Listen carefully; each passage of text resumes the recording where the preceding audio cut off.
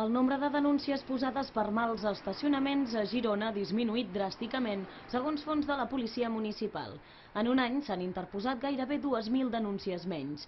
Del 2011 al 2012 s'ha passat de poc més d'11.000 multes per mal aparcament a poc més de 9.000. Un descens que suposa un 17,7%. Pel que fa al servei de grua, s'han retirat un 6% menys de vehicles. S'ha passat dels 3.000 vehicles retirats als 2.800. Un altre factor que s'ha vist reflectit en aquest balanç de la policia de la ciutat és que s'ha notat una reducció significativa del nombre d'accidents amb víctimes a Girona. Ha passat de 231 accidents als 216.